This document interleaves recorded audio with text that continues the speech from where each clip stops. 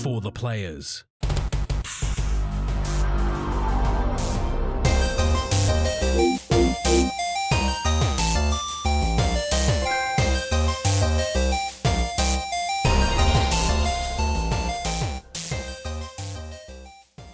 I'm Ryan Betson. I'm Max Cooper. And this is For the Players, the PopCulturists PlayStation Podcast. Over 40 years of playing PlayStation and 10 plus years in that games media combined. I'd like to thank you for joining us in this PlayStation conversation. This PlayStation conversation happens every Monday morning at 8 a.m. on podcast services, including Apple Podcasts and Spotify, and 9 a.m. on those YouTubes. If you'd like to take part in future conversations with us, come check out our socials. Facebook, Discord, Instagram, X, still dumb. Come all those links can be found in the description below. If you want to join the conversation as it happens, head over to twitch.tv/PopCulturists, where you can watch us record this show live, where you can jump in the chat and become part of the show. If you want to support the show, you can. Tell your friends, tell your family about this PlayStation Pod. If you are listening on podcast services, be sure to give us a 5-star rating and a written review. If you watch us on YouTube, be sure to like, subscribe, leave a comment below. I endeavor to answer every single comment. And if you want to support us financially, you can at patreon.com/PopCulturists, as well as our merchandise popculture.com/shop, where you can buy shirts, other assorted shit without logos on it. What's going on, man? Not much. Yeah, what's that? Sick. You think you're getting sick? That's not good. Is it that COVID?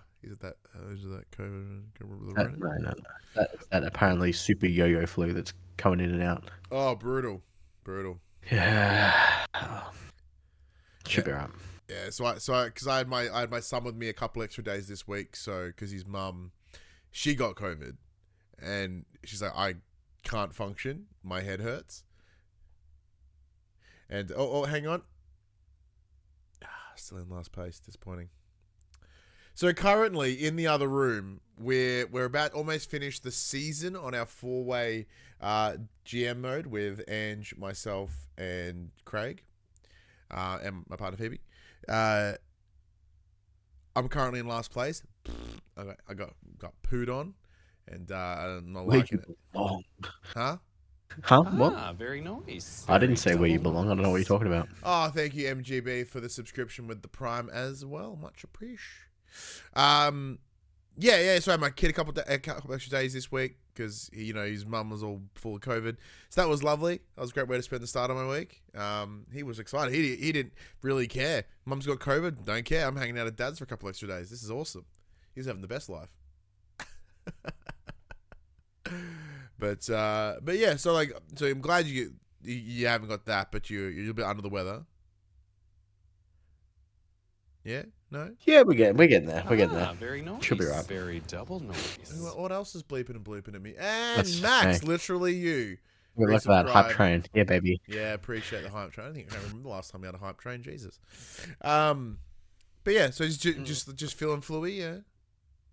Yeah, I mean, my kid's been sick for like a week and a half, and she's got this. We ended up taking her to the doctor's on Saturday because when she woke up, she complained that her ear was sore. So we took her to the doctor, and the doctor's like, "Yeah, that's so inflamed. I would anticipate it bursting either today or tomorrow. Here's some antibiotics. Good luck." Wow. So she's like full on fucking chest phlegm, gross ear, snotty as fuck. My wife's been sick for the last week, and I've just been dodging it like a champion. And finally, I let my guard down and got hit. I don't think you let your guard down. I think you just exposed. Like your own immune system could only take so much, and then it just crumbled. You just couldn't maintain it. It's been a week. Yeah.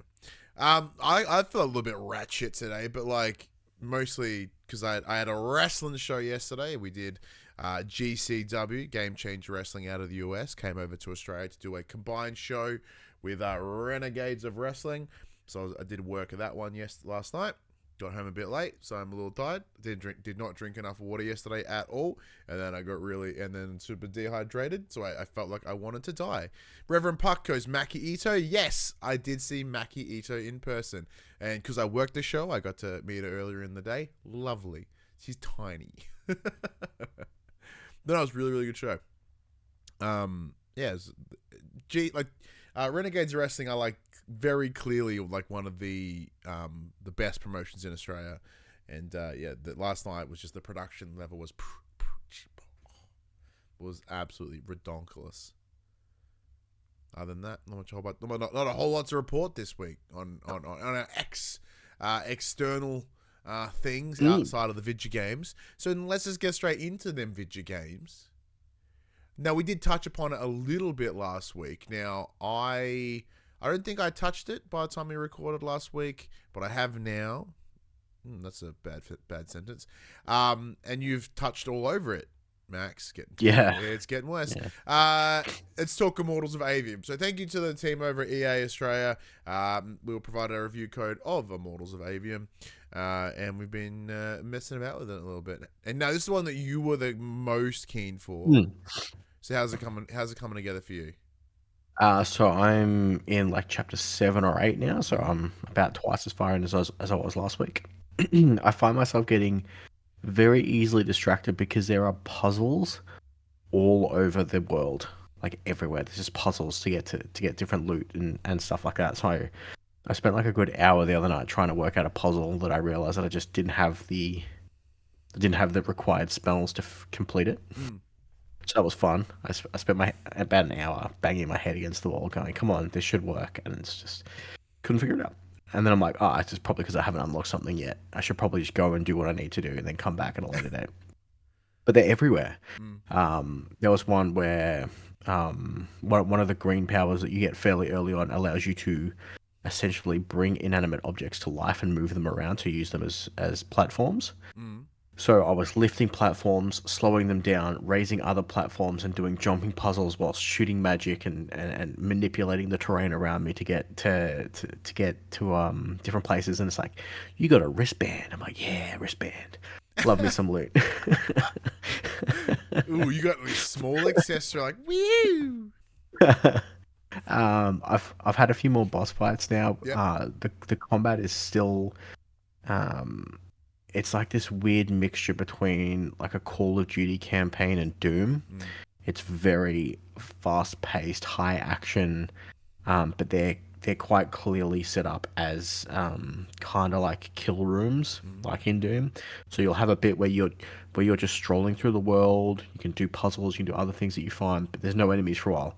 And then you clearly get into what is an arena, and then a bunch of enemies will spawn in. Yeah. You'll deal with that, and then it's calm again for a while, which is not necessarily a bad thing. It gives you room to breathe, because there is a lot going on in the screen. Because obviously you are Triarch, so you have access to red, blue, and green magic. So you're constantly changing changing weapons is probably not a good term. Like changing which color of magic school of magic that you're using.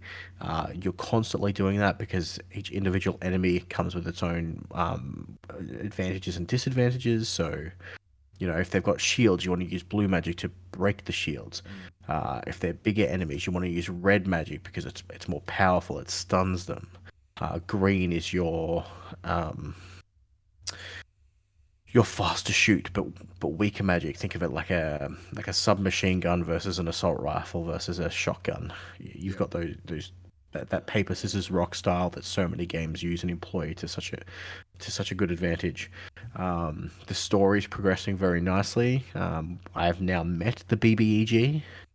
I kind of sort of know the motivations behind what's going on in the world as to why this eternal war is going on and how that's affecting the world as a whole, both the environment itself and the peoples who reside there. It's cool. It's very interesting, and especially considering the fact that this is a first. Obviously, this team is a newly formed team. This is their first game that they've released, but a lot of them are ex Call of Duty developers, and you can really see that coming through in this game, how it's designed. Again, not that that's a bad thing, but I'm digging it. I'm really enjoying my time with it. Well, that's good. So, like I said, I've not certainly had that same amount of time with it as you've had. Like, I think that's probably like 45 minutes ish, to be honest. Because I was kind of a bit busy this week, so I didn't really play it during the week, and then obviously with this weekend being like wrestling, like doing the work, I sort of didn't give it the time I wanted. But yeah, in the early time, the first things I noticed is like that opening world is really cool. So, you know, you're essentially this character who's like on like the slums living under this bridge. Yeah, and like that sort of world building and how you traverse is very interesting. And then they sort of sprinkle in these magic abilities, as you mentioned, Max. So like, yeah, I'm still super early days. I'm just starting to getting to understand the characters. The first thing I did have to do is like drop the sensitivity a bit. Like I understand with the Doom-based gameplay, like be able to dip, you know, duck, dip, dive, and dodge. It worked, you know, to have that sensitivity higher. But like I just found it was a little cranked in with my old man reflexes, so I did have to bring that down a smidge. But like it looks great. You know, the world looks endearing. So once again, playing it on PS5. I don't have an issue with the main character yet. Like they do have a little bit of that movie scripted wit. You know, that just, you know, like everyone seems to have like the best little quirky answer. And I think they've done that almost on purpose because it kind of feels like it doesn't have like the forspoken level. Like of a little bit further on from where you are, you kind of find he reveals his motivations as to why he's doing what he's doing. And it's very cliche. It's not But the thing that I've seen is most interesting is like this game is reviewing very interestingly. Like now we don't do numbers here on the show, and we never have. But like it's getting somewhere between 6s and 9s. Like it's getting a real big spectrum of answers, and I think like yeah, A for being the first of its kind. Now I'm not going to make conclusive statements because I haven't finished it or even really got into it, but like it looks to be, you know, it's a new IP. It's something a little bit different. Like using magic like guns isn't new, but there's a little bit here that's kind of new, and it's good to see EA, you know, support an IP that doesn't align with their usual sports things, which is pretty much their common game. I guess like for you, Max, like because you know you were the most hyped coming into this. Because the second you saw it, you were like, "I want this. I want to play the fuck out of this. Like, I'm in." Is it so? It is meeting that expectation so far. Yeah, so far. Depending on where the story goes, it could be hit or miss. Yeah. But at the moment, so far, the story's been pretty banger. All right. And the I'm game, enjoying where it's going. Because yeah, you're yeah, much obviously more of a the moment's- gameplay person than myself. Yeah. So I think and I mentioned it last week. I think my only concern was the fact that it was so ridiculously sensitive, and I still haven't found a setting that like works well. Oh, okay. If I could have 3 different sensitivities for each of the 3 magic types, would be amazing. That'd be interesting. I also, granted, I haven't gone through the menus too hard, but I also wish there was a way where I could pick and choose which color I was changing to, as opposed to just hitting triangle and it's cycling through a pre-existing wheel where it goes from green, red, and blue.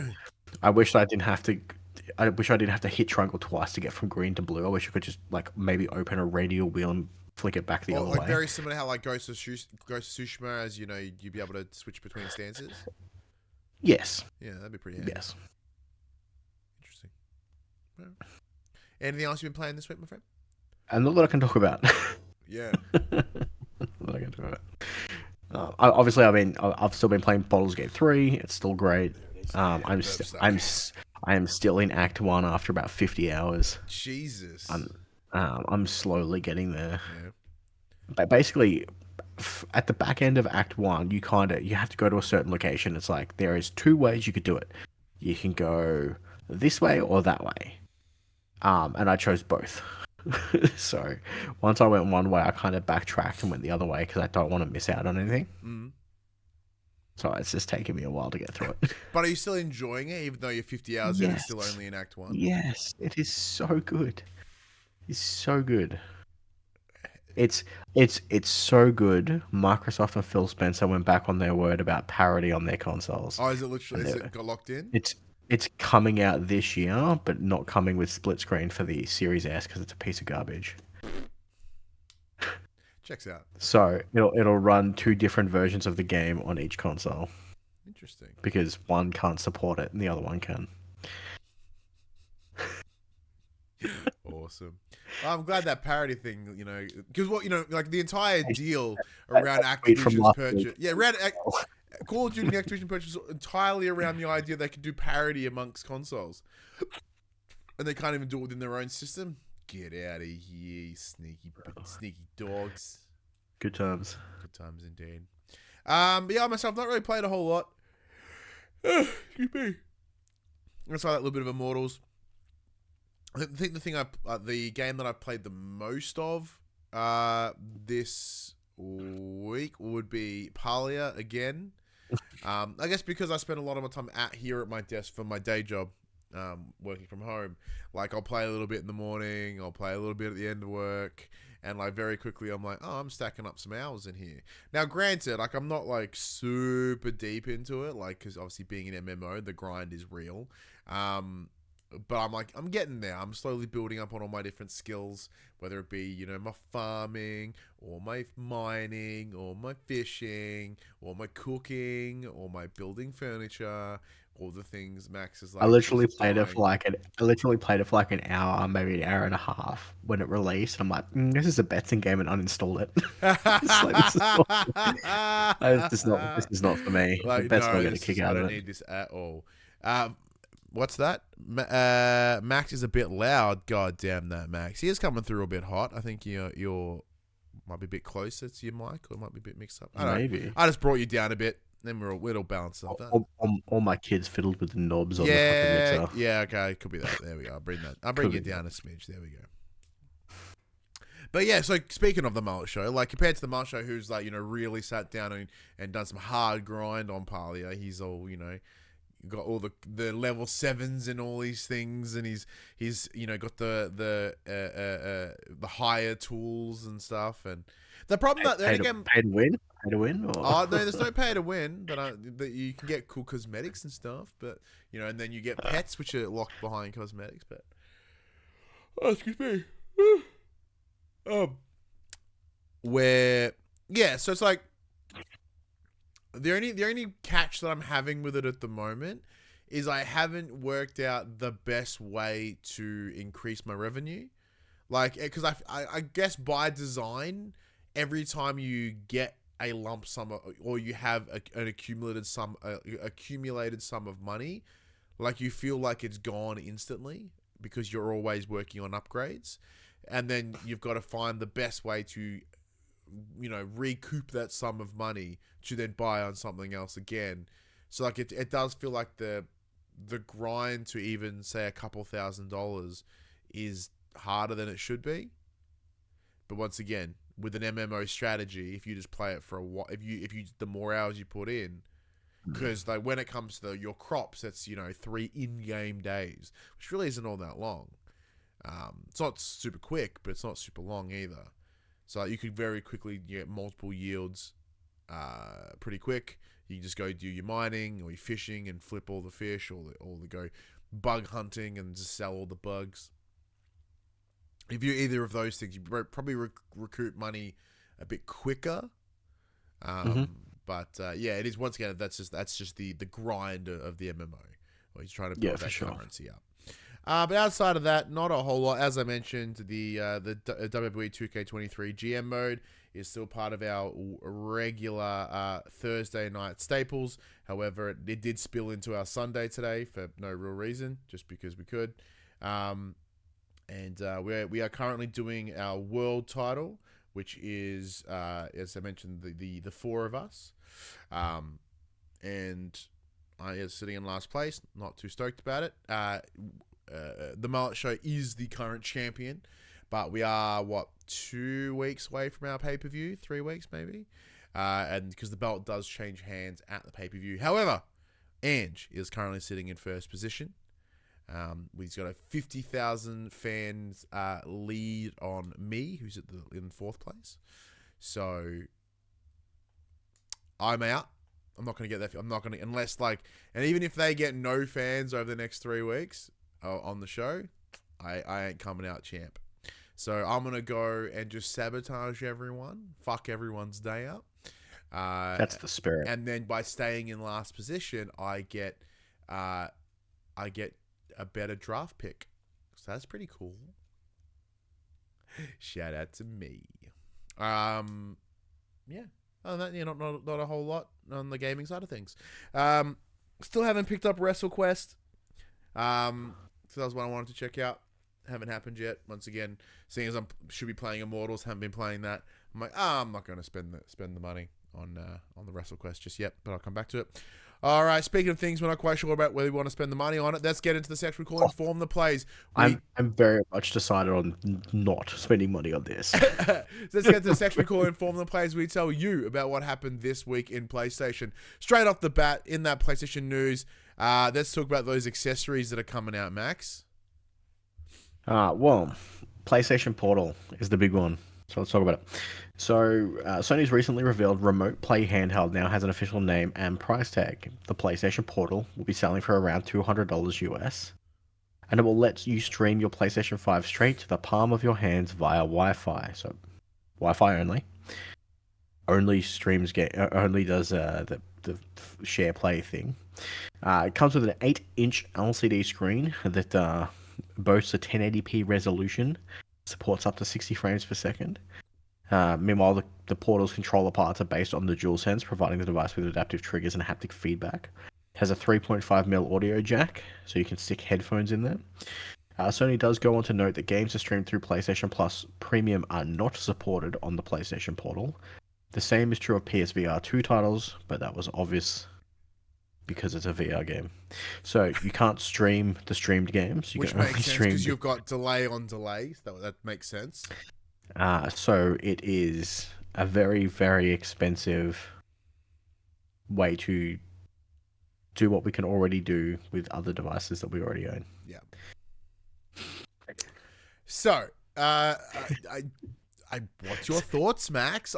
You've kept it so vague. Ooh, fucking big old no for me. It's a big old no for me. I mean, to be fair, even if this had the capability of like having some 3G, 4G, 5G compatibility and allowing me to fucking play games outside my house, still wouldn't do it. The slightest drop in the slightest delay gives me the shits at the best of times, and this just seems like a hot mess. Yeah, like the thing that I discussed last time we spoke about this was I get mad when I can't, like I try to remote play from my PlayStation to my bedroom to my phone and it shits itself because it goes network instability, and it's right there. Like the distance is not an issue. And we're expecting this device to do better than fucking network.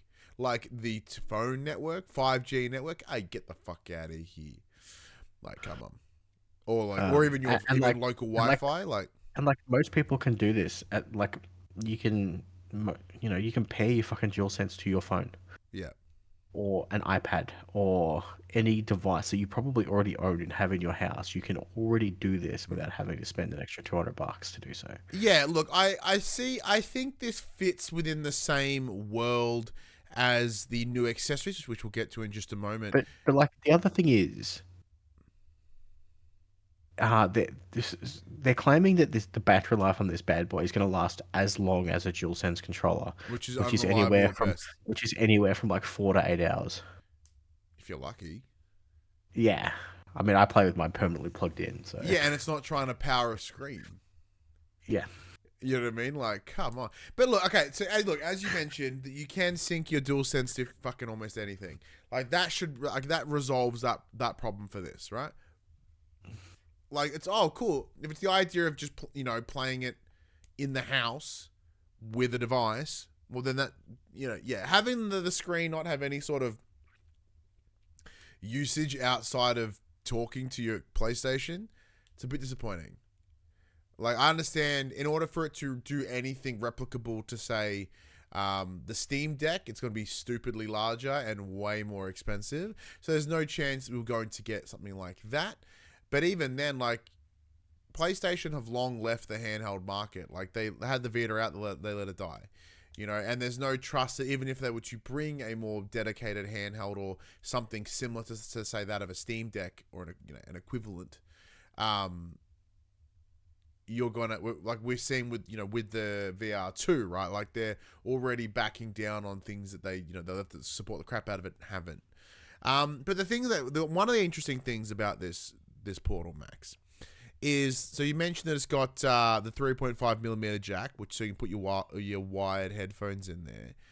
However, it doesn't have, like, it has Bluetooth, but not as you think it does. It has this like PlayStation sound or Sony sound or something. Forget what exactly what it's called. Sound link, audio link or something. Or yeah, ridiculous. where it's this almost proprietary wireless connection. It's literally called PlayStation Link. Yeah, PlayStation Link. There you go. Where it connects to like only PlayStation devices naturally, so whether it be the new headphones that we'll be discussing or the new earbuds. That is a little bit shit. That's a bit shit. Joe Ben asked in the chat, odds of Amazon dropping off my Starfield Constellation Edition before 10 a.m. on Friday? None. Absolutely none. You have way more faith in Amazon than Amazon does. Max, we keep hinting upon these new accessories. What are these other accessories? So, alongside the newly named PlayStation Portal, which we just discussed, Sony has also lifted the veil on some new official accessories. The company is introducing some premium wireless headphones named the Pulse Elite, and a set of wireless earbuds, which we've seen already, named the Pulse Explore. The Pulse Elite is an over-ear headset that offers, quote, lossless audio, end quote, and comes with built-in retractable microphone. It also boosts AI-enhanced noise rejection, which aims to eliminate background noise from your voice channel. In the box with the headset comes a charging hanger that you can store your headphones nicely and ensure they're always powered. Where the Pulse Explorer is PlayStation's first stab at wireless earbuds, and they offer a similar experience to that of the Elite headphones. They feature dual microphones, the same noise rejection tech, lossless audio, and they come packaged with a charging case. The Pulse Elites will set you back $149.99 US, while the Pulse Explorer earbuds cost $199 US. Or on when and where you can choose from. However, there is no currently supported date. So as Max mentioned, let's see, work, stupid mouse. These headphones will be making use of the PlayStation Link, which is a technology that works to streamline wireless audio. Quote, the innovation delivers low latency, lossless audio, and easy switching between multiple PlayStation Link hosts such as PS5 with the USB adapter, PlayStation's portable, the PS8 blogs. The USB adapter, which comes included with the device, is required when using Pulse Elite and Pulse Explore with PS5, PC, or Mac. And it will also be available to buy separately if you wanted to use it on a other device. Interestingly, these audio devices can connect simultaneously to PlayStation Link and a Bluetooth device. So the example given is that having headphones hooked up to your PS5 via the adapter while also connected to your smartphone via Bluetooth. This allows you to take calls through the headsets or the earbuds, which is also pretty neat. So they're going to be fucking expensive. Yeah. I mean, granted, their peripherals always are. Yeah. For a start. But I mean, in the grand scheme of things, like, if those in-ear, like the Pulse Explore earbuds are, at all good, $200 isn't too bad for in-ear wireless headbuds. Yeah. Like, you're It looking at depends. spending Like, some those. brands are great. You're looking at spending those for a pair of Sony earbuds or Samsung Galaxy Buds or fucking AirPods, for Christ's sake. Like, That is very true. If they are good, relatively speaking, that's a pretty average price. Now, if they're garbage, then obviously that's, different kettle of fish. But until they come out, we won't know. Yeah. What we should mention is the next story does kind of tie into this, so I'm just gonna run it real quickly. So Sony Interactive Entertainment has, I think it has acquired them now. A company called Audi's. It's a company specializing in audio technology and headphones. They specialize in all these technologies. Yeah. The cost of the acquisition has not been disclosed. Audi's manufactures several lines of high-end headphones, including gaming headsets, and it also develops its own audio tech, such as its own planar magnetic technology, which is found in the wireless earbuds, not the Pulse Elite. So when the acquisition closes, Audios will fall under the Sony Interactive Entertainment umbrella, but it will continue to operate independently and make multi-platform devices, whilst quote benefiting from being part of the PlayStation ecosystem. Sony's Hideaki Nishino talks up the company in a statement on the deal. Quote: Audios is a premier brand for headphones, and this acquisition highlights Sony Interactive's focus on innovation and providing the best audio experience to PlayStation players. We're excited to bring Audius' expertise into the PlayStation ecosystem, building on the great strides we've made with PlayStation 5's Tempest 3D audio tech and the Pulse 3D wireless headset. So, much like their other more recent acquisitions in, Bungie, Nixxes, they are purchasing people that will help further bolster their already. They're building things a that they're bit. They're already building doing. a bigger Yeah. picture with studios and companies that Will benefit them in the long run. Yeah, they support each other. They help each other rather than just buying everything for the sake of buying everything. There is some tactics in here. Now, I don't know this brand. Are you aware of Audies? I had never heard of them until I saw this article. Yeah, saying and then you that do a Sony's buying Google them. and you go, Jesus Christ, this is And then I expensive headphones. and then I googled them and I'm like, they're fucking $900 headphones. Yeah. They've priced. That's why I haven't heard of them. They've priced me out. Yeah, I look at that and I go, when I saw them, I'm like, oh, there's no wonder, because I sit here going, oh man, those already Sony headphones are pretty expensive. Oh no, those Audio-Technica headphones are pretty expensive. Oh, those still, like, I'm like, all right, this is not my demo at all. Like, these are hardcore audiophile headphones. So I guess the assumption here is they have purchased them with the intent of supporting, whether it be sort of upper class, for lack of a better term. I can't think of the right word. Well, hopefully they purchased them to just make slightly better stuff, because I wasn't overly impressed with the last renditions of the Pulse headset. Which I still have. They're over there because I was going to flip them, but I never did. But, they were a bit flat and a bit poo, and they were fine. But if they can really sort of... uncomfortable. So if they just sound weird on my head. So if they can take the technologies or the patents or whichever that this company owns and bring it into the team, maybe they can create sort of like less super high-end versions of them and release them within PlayStation, or additionally, release like the highest range headphones that you can buy. So PlayStation have always, in a lot of ways, tried to set themselves as the boutique console brand comparatively to, say, Nintendo and Xbox. And I think that's kind of what they're doubling down on here. And like, in some ways that's good, but in some ways it's bad. Like, as we're discussing with the Portal. I love the idea that if they're able to create some proprietary wireless system that allows for lossless audio, that's pretty insane. Seeing as, the second you do anything wireless, you get some form of compression. So I'm curious, and then if you're, say, using the Portal and you already have a latency because you're streaming from your PlayStation, if you want to use wireless headphones, you best get something that has no additional lag again. So it does explain, like, potentially why they've not got Bluetooth. They've got this proprietary nonsense on there, but that sounds like you're removing a common technology to try to make sense of the shitty decision you made of releasing the Portal. You know what I'm saying? Yeah.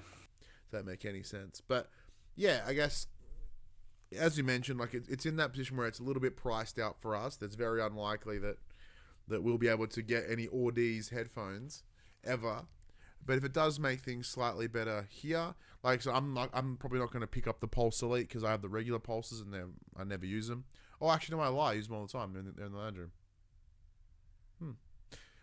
Yeah, they're fine. Like, because I use them to primarily play games with my son, and I don't even think about it. Like, I don't use them because they sound good. I just use them because they're there.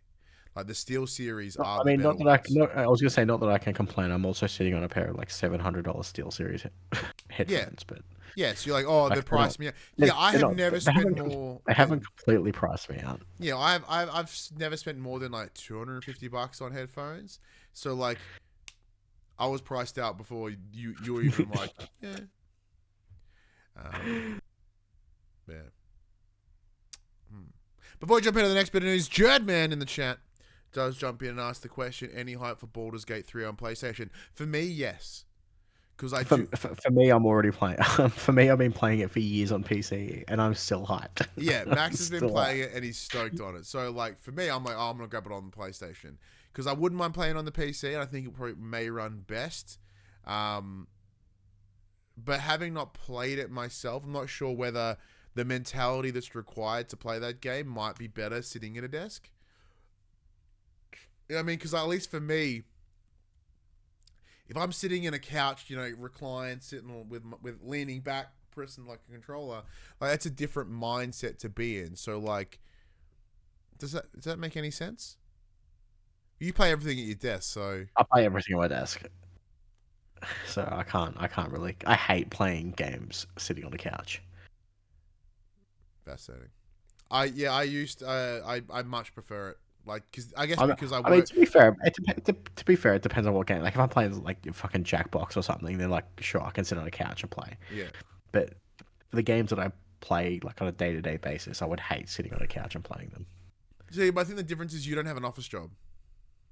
You don't have a desk job. I just don't like change. I also don't like playing games on my shitty TV. Yeah. Well, I got a new TV, but I just like I said, any delay in what I'm seeing to what the screen is showing me, or to what I'm doing on a controller as to what the screen is showing me, just irks me. Yeah, but yeah, if it's one of those things, it's the same thing. If you've always had shitty TVs, it would make sense.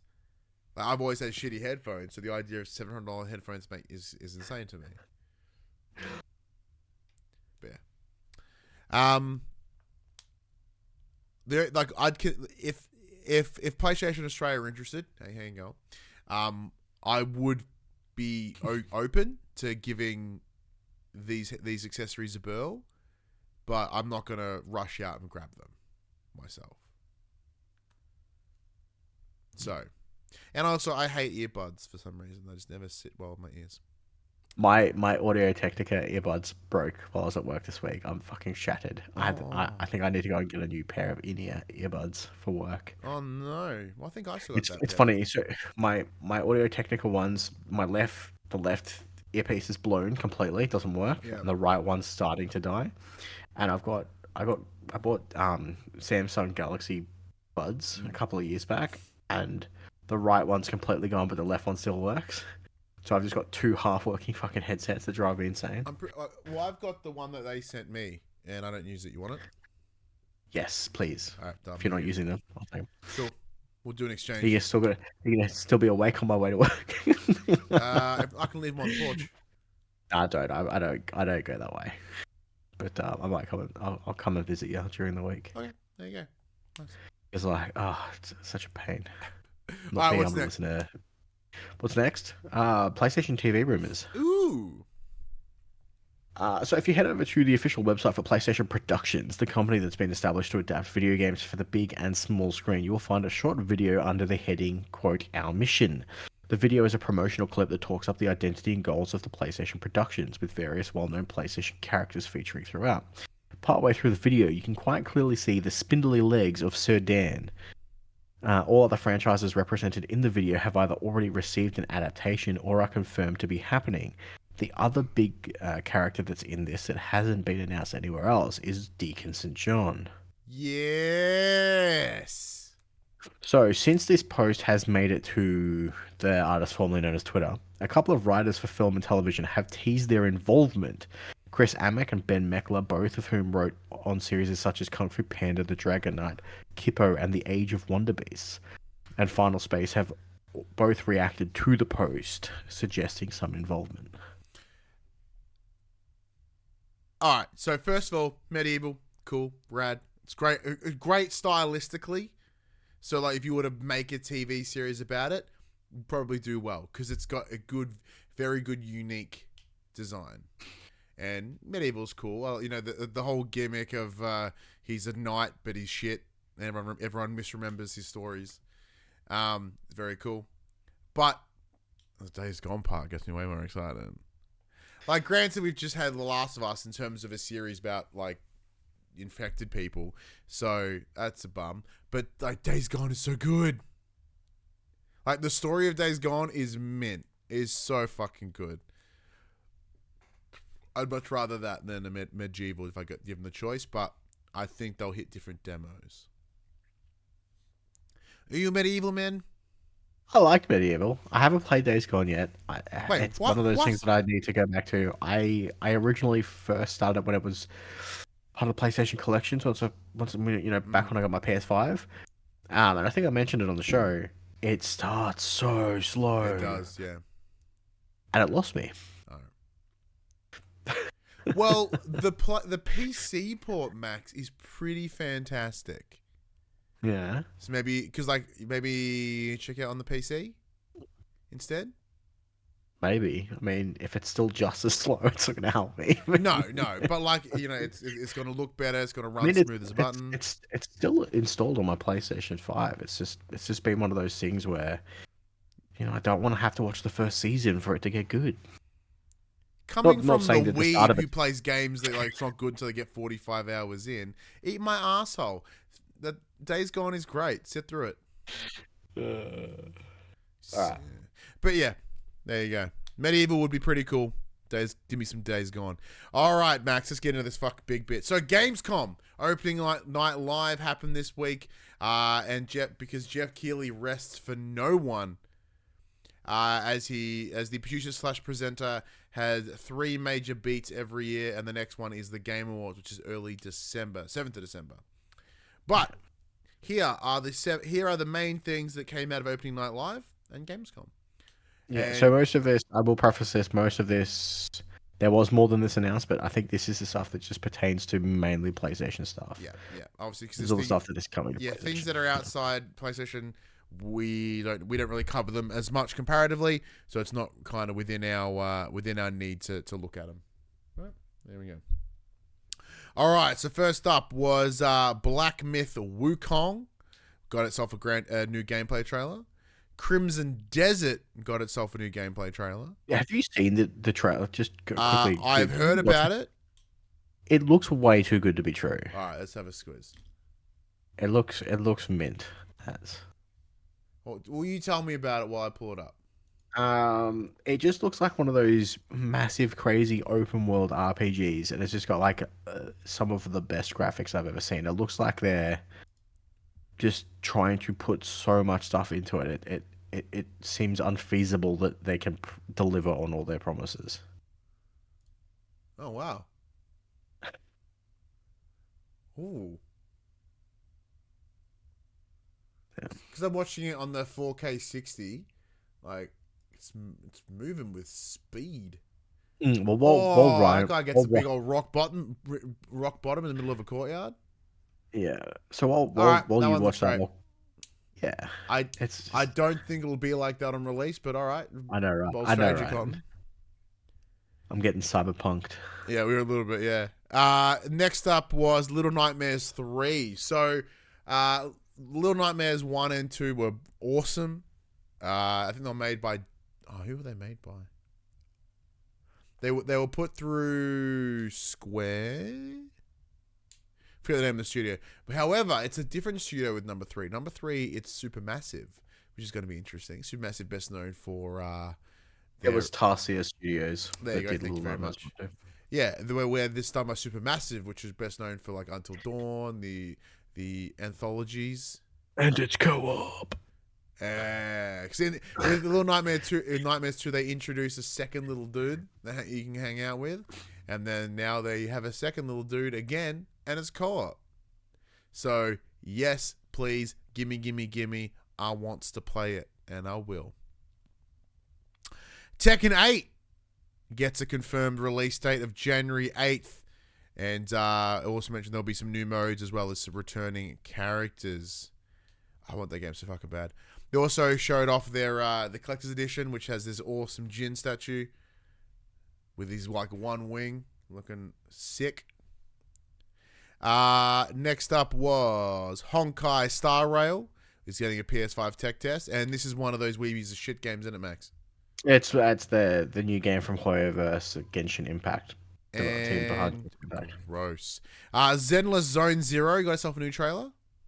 Another game similar to Genshin Impact and all that stuff. Gross. Cyberpunk 2077 got a 2.0 update. And the gameplay did show some of the changes. Now, I've not dived too deep into the 2.0, man, because like Cyberpunk is one of those ones. I'm pretty sure it's still installed on my console. Where I'm like, oh yeah, I think I might give this another go. Now it's on PS5. One of my friends, Zill, he played through it so many times. He got like 3 or 4 of the endings. He absolutely loved it. Wow. That was crazy. And this is a guy who never finishes games. He finished it 4 times. I'm pretty sure he save scummed for the different endings, but whatever. Yeah, it still did. Well, yeah, it's not outside. It's not outside of Zill. Yeah, be sweaty about it, but that's cool. So Grand Blue Fantasy Relink is getting release date of February 2024. Sonic Superstars, which is a new co-op game coming in October. Sonic Frontiers: The Final Horizon gets a story DLC free in the month of September. Alan Wake 2 got itself a new trailer, and we also learnt that it got delayed 10 days from the 17th of October through to the 27th, presumably to get the way out of Spoods, but also it gets a little bit closer to that Halloween too, which is no, they literally said it was to get it away from Spoods. Oh, did they really say it? Yeah, they literally said it. Fucking sweethearts. Wow, absolute legends. More Mortal Kombat 1 character announcements, which is Shao Kahn and Sindel. Does that mean something to you? Because I have no idea they are. Yeah, Shao Kahn's the emperor of our world, and Sindel was the previous ruler. Oh, okay. The chick with the crazy long hair. Oh, yeah. Cool. And Shao Kahn's the big beefy guy from the movie. Oh, yeah, I know that dude now. There we go. Cool. Yeah, I've always been Tekken over. Yeah, we've discussed this 1,000 times.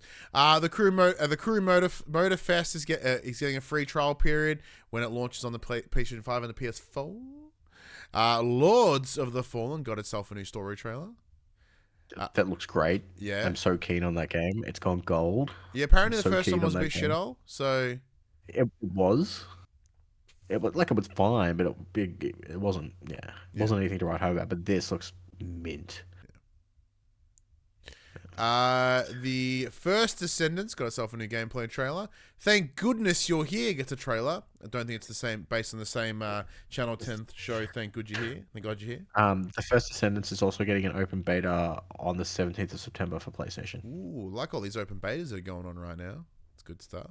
Warhammer RTS gets Realms of Ruin gets PS5 gameplay with the trailer due on the 17th of November. Sorry, it got a gameplay trailer. It's due out on the 17th of November. That makes more sense. How dare? Because why would they announce a trailer 3 months in advance? Forgive my shorthand. Yeah. Dustborn gets a trailer coming early 2024, and we get Call of Duty Modern Warfare 3 campaign trailer gameplay. So it was like 10 minutes. I think it was like 10 minutes of gameplay of the campaign. Yeah, so it's where they showed off that the campaign isn't as linear as it once was, and there's little moments like little open worldy sort of shit. I don't know. Look, I haven't watched much out of Gamescom this year because, as expected, I didn't think there'd be anything that would really jump out at me, and there really isn't anything here. Like Alan Wake 2, you've already got my attention. I don't need to see another trailer, even though I really should go back and finish number 1. You actually should watch it. It's pretty good. Yeah. Oh, no, I mean that as in, like, I'm going to play it, so, like, Yeah. I appreciate the release date for Tekken 8. Little Nightmares 3, I don't need to see it to know that I want to play it. I just read the email that came through. But, yeah, was there anything that jumped out at you, Max? Black Myth Wukong, obviously coming out of the China Hero Project, the big old Dark Souls style game. Crimson Desert, if it can live up to expectations. This isn't the first time I've seen it. I think it was showcased a few years back. Obviously, Alan Wake 2, Mortal Kombat stuff's great. Lords of the Fallen has got me intrigued. I think that comes out in like a month or two. I'm really keen on that. The First Descendants is awesome. It's kind of like a Destiny Monster Hunter style gameplay, except it's 4-player co-op instead of 3-player co-op, which just makes a world of difference. I have played that already. There was an open beta on PC back a couple of months ago. That's great. Call of Duty's Call of Duty. Other than that, not too much. really. Just half the things that were announced. Well, that's good because I think you certainly have a little wider taste than I do, and mostly because I know I'm really shitty and I don't play a lot of games. I play games. I mean, like as in like what I find what I scope out and I go, yeah, I'll check that out. Yeah, for sure. Pardon me. Oh, well, in the quick bits, there might be something that you're interested in, Ryan. Oh yeah. So as we alluded to, Alan Wake 2 has been delayed from the 17th to the 27th of October. According to prolific leaker The Snitch, God of War Ragnarok DLC is 60% complete to be released next year. Oh shit. You knocked the wind out of me. This is exciting. They're doing a Cooking Mama style spin-off called Baldur's Plate.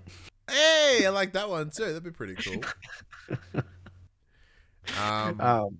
They're doing they're doing like this interesting peripheral based version. You know, God of War Rock and Roll, Ragnarok and Roll. Oh, nice. Yeah. Look, it's one of those things. I look at this, I'm like, do I want a DLC? Yes. Like, but it's interesting because like Eric Williams, I think was on the record, was like, "Oh, we have no plans to create a DLC or do anything expansions towards God of War Ragnarok. Like, this is the complete end of it." As we say that, though, we get another notification. Delicate Stone has resubscribed with their Prime. Man, we've gone for like no sub nonsense to like 3 in the one 4. evening, 4 in the one evening. Thank you everyone. By the way, love you. I mean, in saying that, this doesn't mean this couldn't be like a Miles Morales style smaller. Oh no, I'm not mad. Like it kind of moves away from like obviously it's been listed or it's been rumored to be a God of War Ragnarok DLC, but it could be this completely standalone thing about Atreus or something else. Like there are things that they could do that still move on from the finality of what Ragnarok was. So this is what I'd want, right? These are my options. 2 guys, a girl, and a shrunken head. Yes. So the potential options here are we get Kratos and Freya off doing something cool, building into but a buddy cop style. Yeah. It's just them just smashing across Norse mythology because I assume they're going to smash now. Or there is Atreus and Agrabota also probably smashing across the Norse mythology. So there's 2 options. There's some options. Either you go hang over there with Kratos, hang over here with Atreus, fine. Or like what I would actually really like to see is a bit more like some background. So like maybe we get to see a little bit more of Brock and Sindri, sort of build them up, or even what's Sindri doing now. So like a Tales from the Realms. Yeah, Tales from the Realms. Like where you don't play as Kratos or Atreus, and you just explore the world as how others are experiencing it. That could be interesting. Yeah, I think having it sort of be in the all stories sort of narrated by Mimir, that'd be pretty cool. Veldrain in the chat does jump in. They say you don't prefer the current idea of taking years and years between God of War sequels. So when it comes to full blown games, yes, I'm okay with there being some time between them. Now, like I don't know whether you can see it. So like I've got God of War there. There's action figures over there. I have like an axe in my lounge room. I've got frames. I've got statues. Like God of War, especially God of War 2018 is like one of my favorite games of all time. Right. So this new version of Kratos is incredibly important to me. Like legitimately important to me. So as much as I want there to be more, I do understand that there would be a benefit of more time. And also, it'd be nice for Sony Santa Monica to do something else with their time in the same way that, we look over at like 343 and they're just like now only doing, only Halo shit and they're sucking ass at it. Or even Naughty Dog. We're like, well, do you want to see Last of Us Part 3? Well, yeah, I do. But I want Naughty Dog to also do something else. You know what I mean? But that too. So like, yeah, what I'm hoping with this would be a Tales from the Realms would be a really cool idea. I don't think they do it that way, but if it is a little standalone DLC, that in itself would be pretty cool. Possibly, I think it's very unlikely, but even we see how Kratos goes from Greek to Norse mythology because he just kind of appears. So I think this DLC would be a great way to explain how we got from there to here, which could then lead to, well, now you're going from there to there or here to there again. And then we can use if they can demonstrate the understanding of how he can switch between these realms, it sets up the idea that, well, he can now do it any time. And then the next game could be Egyptian. The next game could be feudal Japan, or Japanese mythology, or not feudal. That's my bad. Or for super funsy, they wouldn't do it. But or even here in Australia with our First Nations people, that would also be fucking rad. You got the Dreamtime Serpent. What if that's just not the big old snake whose name escapes me right now? Oh fuck! What is the world serpent's name? Nope, it's gone. But yeah, I'm super keen. It's one of those things where it's I'm keen if they didn't make it, I wouldn't be sad about it because I think Ragnarok ends in such a way. But now that I know this exists, I'm like, ooh, yeah, okay, cool. Phasmophobia has been delayed on console due to a fire. Due to a suspiciously supernatural fire. It didn't. It's just a straight fire. But that sucks for them. As we spoke about earlier, Jeff Keighley can't avoid the randos. GTA 6 mega fan rushes stage during opening night live. Okay. So we'll discuss this at the start of the show.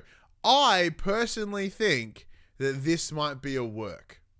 Well, Gamescom came out and said after what happened at Summer Games Fest, we have upped our security.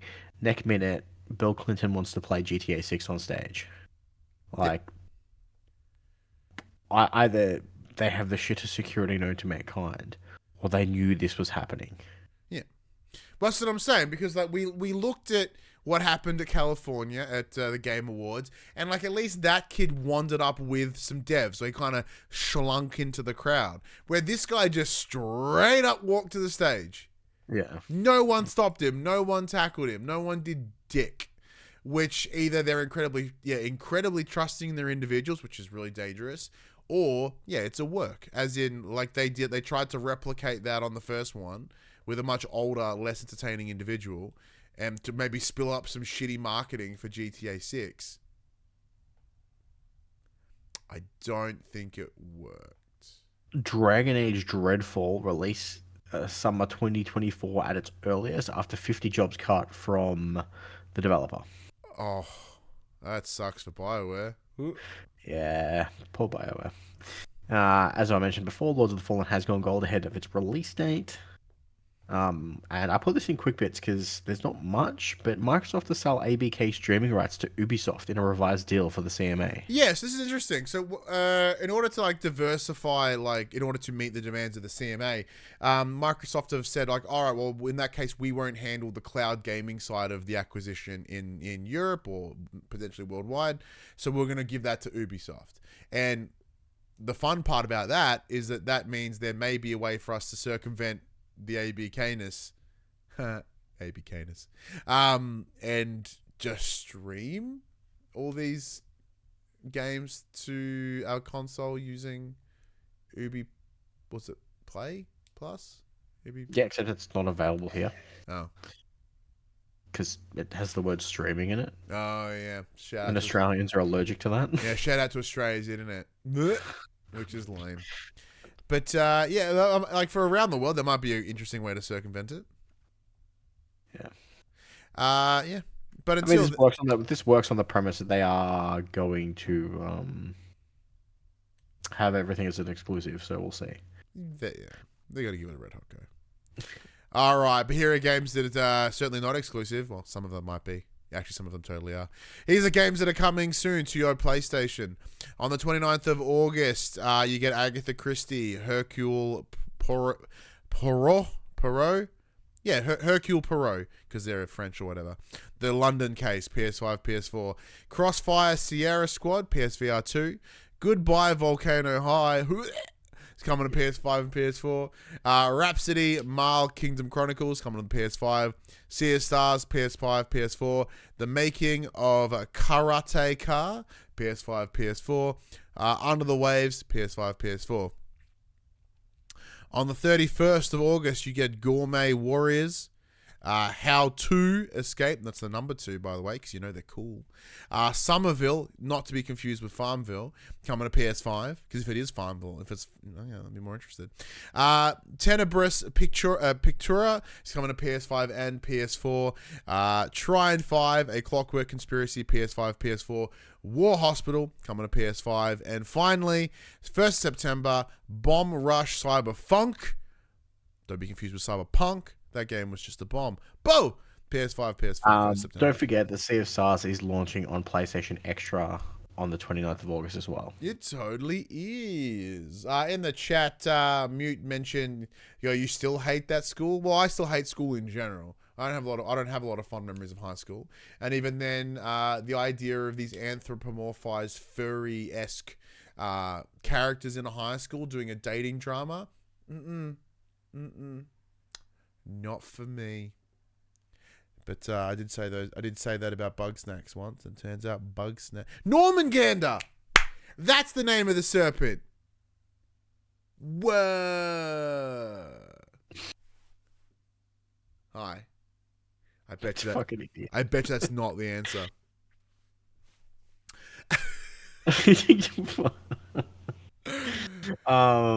Topics this week for me: Sea of Stars and Bomb Rush Cyberpunk, which I'm already playing on PC because it came out last week. Check it out now. It's the Bomb Rush Cyberpunk, brother.